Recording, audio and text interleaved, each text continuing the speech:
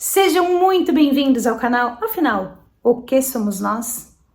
A Eneida é gaúcha e quando ela tinha 40 anos de idade, segurou com as próprias mãos 2 fios desencapados de uma extensão usada para ligar um ventilador. Ela levou um choque elétrico brutal. Nas próprias palavras, o choque andou no corpo dela. Ela teve uma EQM e essa EQM nos trouxe uma compreensão que não havíamos tido até essa entrevista. Vamos descobrir qual foi? Essa entrevista foi dividida em 2 partes, ambas publicadas hoje.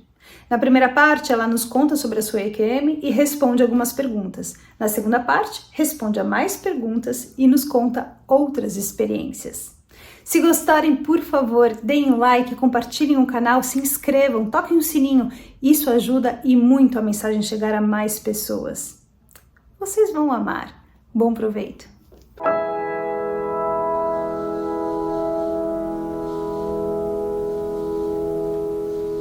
Boa tarde, Eneida. Muito obrigado por você aceitar compartilhar conosco do canal Afinal que Somos Nós, a sua experiência de quase morte e também outras experiências.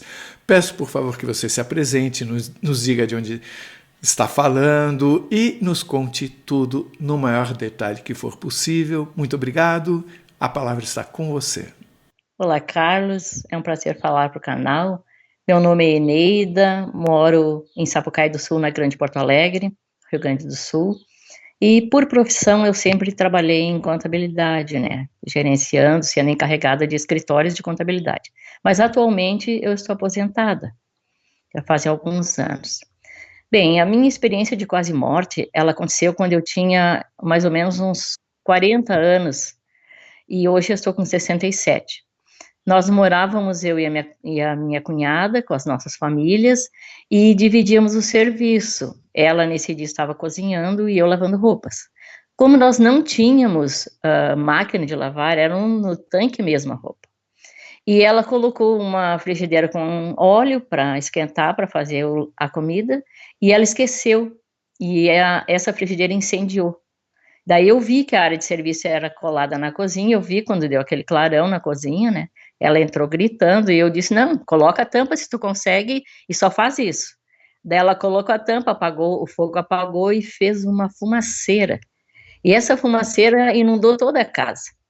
Aí eu saí abrindo as janelas, ela também, e eu disse, ó, vou pegar o ventilador para dispersar a fumaça mais rápido, né? Coloca o ventilador no chão virado para cima. E eu fiz isso, só que o ventilador tinha uma extensão, uma emenda de fios para ficar maior, para ter mais longo alcance. E essa emenda, por incrível que pareça, em vez de ser isolada com isolante, ela estava com um prendedor de roupa. Sim, como se diz aqui no Sul, uma gambiarra, né? Uma coisa que não poderia acontecer. E eu notei que quando eu coloquei a flecha na tomada e liguei o ventilador, os fios se torceram e se aproximaram. E daí, num lapso, assim, que a gente tem, pelo menos eu já tive mais de uma vez, dá um branco e tu faz a coisa rapidamente, sem raciocinar, eu pensei, os fios vão se encostar, e peguei os fios para separar, nas 2 mãos. Bom, aquele barulho que o curto-circuito faz, quando dá curto-circuito numa tomada, aquilo deu nas minhas mãos. O choque andava por dentro dos meus braços e no meu peito, uma coisa muito horrível. A dor era super, super intensa, eu nunca tive uma dor tão intensa, mas a dor foi muito breve. Quando eu pensei, meu Deus, eu segurei os fios, eu já não senti mais nada, e só comecei a subir, subir, subir, subir, como se eu olhasse para cima. Subindo, subindo, subindo, subindo. Passei teto, passei tudo, sem ver o que estava passando. Para mim, não havia nenhum sentimento, havia assim, estou indo embora. E eu fui, num determinado ponto, foi-me dito, sem palavras, só na minha mente, como se fosse assim um conhecimento, uma consciência, que eu não poderia continuar indo. Que eu deveria voltar, mas antes de voltar, tirar o corpo dali dos fios, que o corpo não tinha muito tempo. Então eu tive toda essa sabedoria, essa consciência de que eu tinha que voltar, não me era permitido continuar, mas eu tinha que antes tirar o corpo dos fios, porque o corpo estava no limite. Aí o que eu fiz? Eu não vou dizer que eu me virei, porque eu estava indo no sentido contrário do corpo, né? Mas porque não, fora do corpo não tem se virar. Tu tem todas as direções ali, é uma coisa extraordinária. E então, quando eu prestei atenção no corpo, eu pude ver o corpo curvado, segurando os fios, com a mão direita e a mão esquerda, como eu estava, e aí eu dei uma ordem sem voz, da mesma forma como eu tinha escutado, eu dei uma ordem, solta os fios, solta os fios. Eu falei a segunda vez, sem falar na realidade, né, dando apenas a ordem, o corpo soltou os fios. E que eu tive consciência, mais ou menos, do que realmente tinha acontecido, porque eu caí de uma altura, eu fui sugada de uma maneira muito forte, muito violenta, de uma altura imensa. E o corpo, quando largou os fios, ficou de pé, com os braços junto à cintura, estendidos. E eu caí contra as minhas próprias costas, como se eu abraçasse o corpo por trás. Aí quando eu cheguei no corpo, que eu estava no corpo, eu pensei, meu Deus, o que aconteceu? Eu saí do corpo? E daí, quando eu pensei, meu Deus, eu saí do corpo mesmo, aí me deu um susto, uma coisa sem explicação, coisa do emocional mesmo. E eu gritei. Aí, quando eu gritei, a minha cunhada veio correndo, eu estava sozinha na sala, ela veio correndo, só que eu não estava ainda completamente integrada ao corpo, porque eu sabia que ela ia pisar nos fios. E sem falar, eu dei a ordem, cuida dos fios. E ela olhou para o chão, para os fios, e desviou dos fios, e veio na minha direção. Aí, quando ela veio na minha direção, eu pulei no pescoço dela, chorando e dizendo, eu saí do corpo, eu saí do corpo. Aí nós choramos juntos, abraçadas ali. Ela me levou para a cama. Daí o menino, tinha um rapazinho lá em casa, puxou o ventilador da tomada, xingou de nós termos o ventilador daquela maneira. E a gente deitou ali na cama dela, choramos um pouco. Eu contei o que havia acontecido da maneira como eu pude, porque para contar com detalhes faltam palavras. Aí choramos ali um pouco, e daí eu disse, eu vou voltar para lavar roupa. E ela disse, não, tu acabou de tomar um choque. Eu disse, não, mas eu só me sentindo bem. Quando eu voltei para lavar roupa, que eu coloquei as mãos dentro da água, as minhas mãos arderam muito, e eu fui ver, eu tinha 6 dedos, polegar, indicador e o dedo máximo, das 2 mãos queimados, com bolhas que vinham de dentro para fora, assim, umas bolhas pretas, de próprio do curto-circuito, né? Eu havia realmente tido um choque muito forte. Essa foi a minha EQM. Essa sua EQM, ela pode parecer simples para você, mas ela tem um significado fortíssimo para mim, porque ela traz uma informação que eu nunca ouvi em nenhum lugar, em nenhum livro, em nada, e eu estou muito feliz da gente trazer essa informação aqui nessa sua entrevista, que é a capacidade que você teve fora do seu corpo de ordenar o seu corpo a fazer alguma coisa tomando choque. E veja só, eu sou das ciências exatas, eu posso te contar que nós aprendemos a quando vamos investigar se está passando corrente por um fio ou não, eu vou mostrar aqui, vamos supor que aqui seja o cabo, você nunca coloca a mão assim porque a corrente faz com que os seus músculos fiquem retesados, a mão abraça o fio e você não consegue soltar. Você não consegue soltar. Né? É dificílimo. Talvez não dê para dizer não consiga, mas praticamente não consegue. Normalmente é uma outra pessoa, ou a própria pessoa que consegue, apesar de estar assim, ela chuta o fio, sabe? Tira da tomada e aí a mão abre. Tanto é que a gente aprende, portanto, por causa disso, ao checar se está passando corrente ou não, a gente coloca as mãos de costas no fio, para caso haja corrente, a mão vai fechar, mas vai fechar fora do fio. Então, essa é a forma segura de checar se está passando corrente ou não. Só que no seu caso, você segurou o fio, a mão agarrou o fio, você saiu do corpo, você estava em algum lugar, recebeu uma ordem de uma voz falando que você devia voltar, mas antes você precisava fazer o seu corpo soltar os fios. Você entendeu? E você deu uma ordem para o seu corpo. E o seu corpo obedeceu. Mas assim, como assim?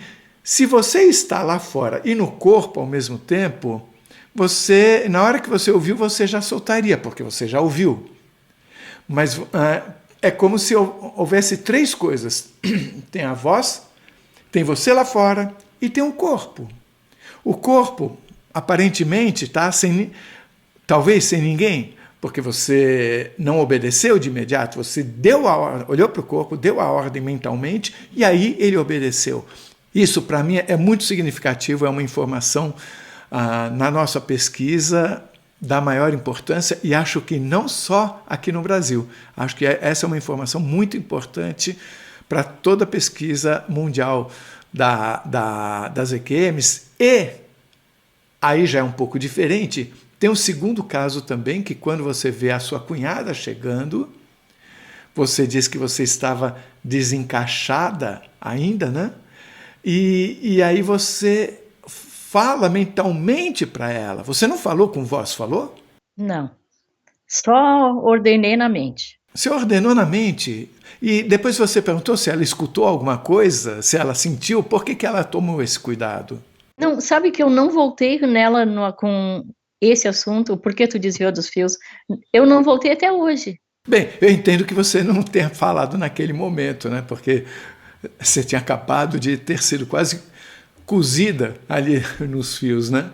Olha, eu acho essa sua informação, a gente podia parar a entrevistar aqui. Ela já tem uma informação da maior importância, que traz luz para o que é essa relação entre a consciência e o seu corpo.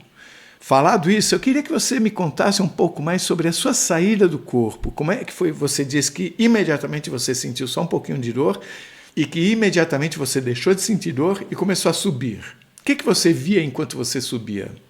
Assim, Carlos, esse teu questionamento, como é que eu dei a ordem para o corpo, também é uma incógnita para mim. Eu já pensei nisso, ali era uma casca, né? Uma casca vazia, vamos dizer assim, um corpo sem consciência. E por que ele obedeceu? Eu estava totalmente separada dele, eu não tinha nada a ver com aquilo ali, com aquele corpo. Mas ele obedeceu. Isso ali também para mim é uma coisa que eu não consigo entender. E assim, ó, quando eu subi, depois já de volta no corpo, eu entendi que eu subi a uma velocidade extrema. A única coisa, eu não via nada. Foi uma coisa instantânea e eu subi numa velocidade tão extrema que eu acredito que isso proporcionou que eu não visse nada, entende? Mas quando a voz falou comigo, eu parei. E ali aonde eu parei era escuro. O que eu acredito que eu estava no espaço. Eu creio que eu não saí dessa dimensão. Eu estava no escuro, como se eu tivesse passado toda a atmosfera da Terra e estivesse já fora da atmosfera. E é escuro, né? A sua experiência foi a que horas? Foi por volta de meio-dia. Ela estava terminando o almoço. Até chegar nesse escuro, você sentiu um claro e depois escurecendo? Não. Foi sempre escuro? Eu não vou te dizer que foi sempre escuro. Quando eu cheguei a atinar, vamos supor assim, que não é a palavra, tu fora do corpo, tu sabe tudo, tu pertence a tudo, entendeu? É uma coisa assim inexplicável. Mas quando eu, já de volta no corpo, na lembrança, eu sei que quando eu parei, eu estava no escuro. Mas fora do corpo, não me chamava atenção nada. É como se eu tivesse num ambiente perfeitamente familiar para mim, entendeu? Como se tudo aquilo que estivesse acontecendo não fosse uma coisa estranha, não fosse uma coisa diferente. Você se sentiu indo para algum lugar conhecido? Eu me senti indo para casa. É tremendo, sabe? Tanto que eu não tenho o menor medo da morte. Eu vejo a morte, entre aspas, ir para casa. Você tinha antes medo? Não tinha porque eu atentei várias vezes contra a minha vida, né? Mas é porque nessa época que eu atentava contra a minha vida, eu acreditava assim, morreu, acabou. Eu não acreditava que a gente continuava após o corpo. Mas quando eu tive a EQM, eu já acreditava. Daí eu nem pensava em morte. Então você acreditava, mas o que aconteceu correspondeu ao que você achava que ia acontecer? Não. Porque, vamos dizer assim, a religião ensina as coisas de uma forma muito lírica, muito fantasiosa, entendeu? E ela nunca ensina de uma maneira realista. Tanto que eu sempre li a Bíblia, desde adolescente. Embora eu não acreditasse em Deus na adolescência. Mas como eu lia muito e lia de tudo, eu lia a Bíblia. E depois da EQM, eu tive outra ótica da Bíblia. Eu vi que ali tem relatos que não são fantasiosos, que não são da maneira com que eles querem explicar fantasioso, não sei nem usar a expressão fora da realidade. Explica um pouco melhor por que isso. Você pode me dar um caso específico? Porque o céu anjinhos em nuvens e tipo assim, entende? Tudo muito, muito impalpável em termos de realidade, né? E eu sei que a gente sai do corpo e segue uma vida. Ao mesmo tempo, você diz que é difícil colocar em palavras o que você vivenciou. Exatamente, porque é uma vida que não tem nada a ver com a limitação do corpo, que não tem nada a ver com aqui. Todo mundo diz que não dá para descrever em palavras, né? Não dá, mas uma coisa eu asseguro, é maravilhoso estar fora do corpo. O corpo é como uma gaiola para um passarinho. Quando você ouviu aquela voz falando que você não podia continuar, mas que você antes devia tirar o seu corpo daquela situação, você diz que você viu o seu corpo. Então foi a primeira coisa que você viu, foi naquele momento, porque até então era tudo escuro? Exatamente. Foi a primeira, quando eu prestei atenção para obedecer a ordem, ali eu pude ver o meu corpo. E você viu o seu corpo como se ele estivesse pequenininho lá longe ou não? Não, eu vi o meu corpo assim, como se eu pudesse ver, que não se coloca fora do corpo em medidas, né? Mas como se eu pudesse ver, assim, vamos dizer, de cima do meu telhado. Mas é interessante porque você diz que você subiu numa velocidade espantosa. Então, teoricamente, nessa velocidade daria para você ter chegado até fora do planeta. No entanto, quando você olhou, o seu corpo parecia estar a uma distância o quê? De 5, 10 metros. Mas por quê? Porque eu vi dentro de uma onisciência, Carlos. Eu não vi com olhos físicos, entendeu? Eu vi dentro de uma onisciência. A gente fora do corpo, a gente entende o que é onisciência, entende o que é eternidade. Lá não conta tempo. Esquece todas as emoções daqui. Então, a eternidade, você está me dizendo que não é o tempo nunca terminar, e sim o tempo não existir. Exatamente, exatamente. Não haver contagem de tempo. E não haver limitação. Por que tu sabe tudo? Porque fora do corpo não há limitação. A limitação pertence ao corpo. Quando você estava fora do corpo, você se sentia parte daquele todo? Exatamente. Embora não perdesse a individualidade, eu continuava sendo eu, mas eu fazia parte do todo.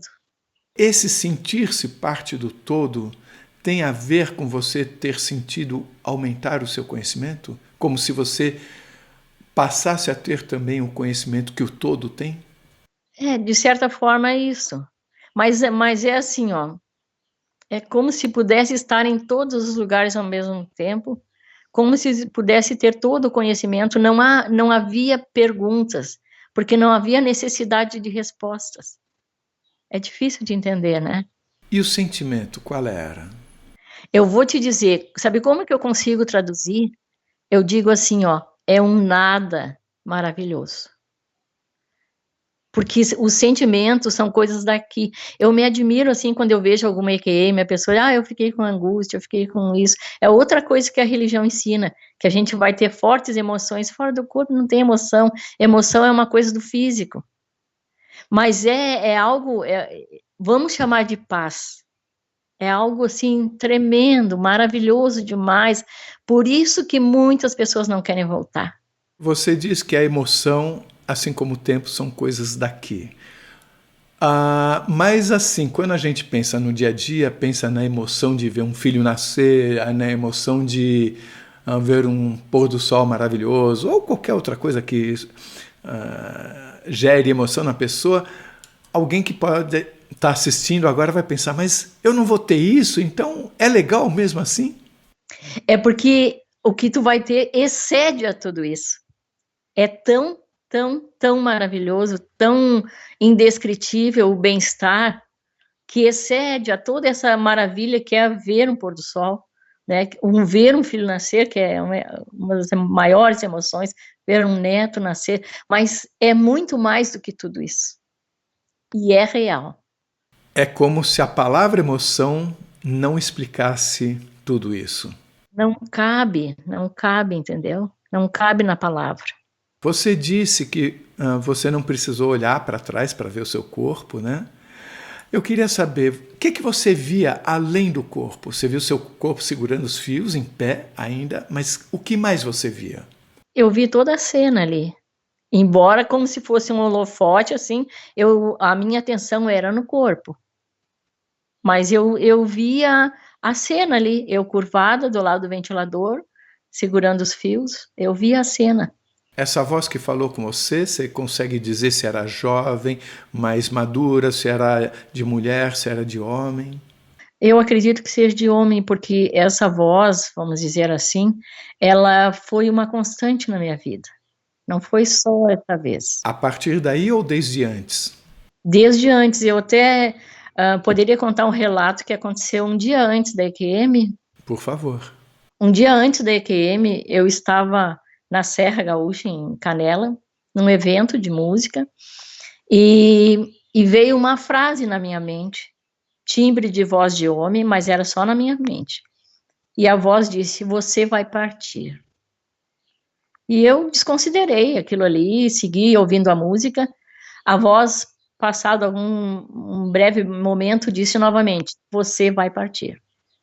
Novamente eu desconsiderei, até que veio a terceira vez. Quando veio a terceira vez, aí eu parei para pensar em toda a situação da minha vida. Eu tinha um filho, né? Tenho um filho que na época estava com em torno de 10 anos, e eu não queria ele educado pela madrinha dele, porque nós morávamos juntos, mas tínhamos educações diferentes. Ela era muito do surrar, eu era mais do conversar. Então eu pensei nele, meu Deus, ele já estava sendo criado sem pai, agora vai ser criado sem mãe. E daí eu pensei assim, não, eu não posso partir, eu não vou partir, eu tenho um filho para criar. E daí no outro dia, isso era domingo, no outro dia, na segunda-feira, eu tive a EQM. É interessante porque acontece em algumas entrevistas da pessoa contar que ao chegar lá, foi comunicado a ela, ok, já está na sua hora, seja bem-vinda, coisa assim, e a pessoa de repente fala, não, mas eu quero ficar. E isso é levado em conta, em algumas pessoas a pessoa pode voltar. Óbvio que voltou porque senão não tinha dado a entrevista, né? Mas o seu caso parece um caso que mistura dois momentos. É como se esse seu pensamento sobre o filho que você não queria que fosse criado por outra pessoa, e todo esse pensamento que você acabou de nos contar, já fizesse mudar o que tinha sido determinado fora daqui. Faz sentido isso para você? Faz, e anos depois eu entendi. Muitas vezes a gente também pergunta sobre livre-arbítrio. E muitas vezes eu escuto que livre-arbítrio nós temos aqui. E que lá você não tem um livre-arbítrio porque lá você sabe o que é o certo a ser feito. Então você faz o que é o certo. Porém, houve uma mudança de rota, né? Não da sua parte, da parte de quem chegou para você e falou, você vai partir. Ele escutou você e ele mudou. Né? E isso, da forma como eu entendo, não deixa de ser um livre-arbítrio dele. Parece isso para você? Eu entendi esse direito de escolha anos mais tarde, uns 5 anos talvez. É que assim, ó, para ficar bem claro, eu perdi meus pais, pai e mãe, aos 13 anos, praticamente juntos. O pai morreu 3 meses depois da mãe. E diante ali como é que eu vou te dizer assim, do caixão da mãe ali, eu disse, eu vou ser a próxima. Eu não aceito perder mais ninguém. E eu falei aquilo com todas as forças do meu coração, com toda a verdade que podia existir em mim. Eu realmente queria ser a próxima. E, tá, daí tive a EQM e tal. Aí, passados uns 5 anos, meu irmão já havia falecido, meu irmão gêmeos, que foi muito traumático para mim. Eu levei 3 meses chorando.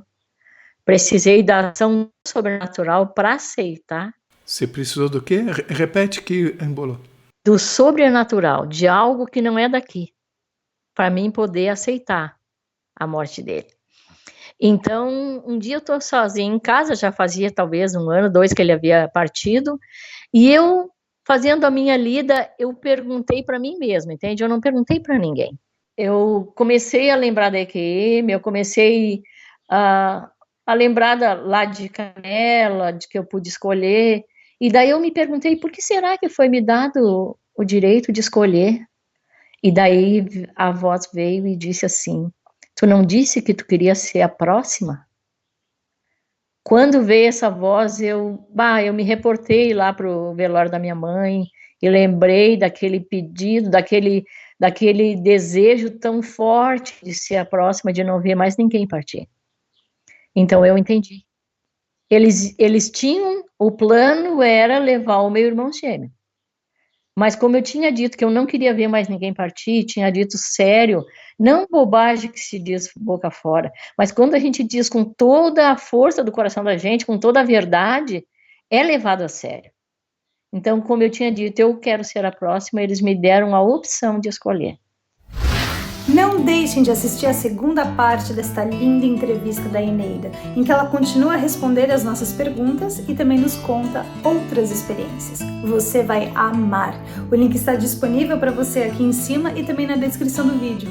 Se você gostou, por favor, se inscreva no nosso canal, dê likes, faça comentários, compartilhe com seus amigos, toque o sininho que assim você sempre fica sabendo quando chega vídeo novo saído do forno. E se você tem alguma dúvida, ou passou por uma EQM e gostaria de compartilhar a sua história com esse mundão, por favor, nos escreva. O nosso e-mail é afinal.oquesomosnós@gmail.com. Essa é uma nova fronteira do conhecimento humano. Vamos juntos atravessá-la?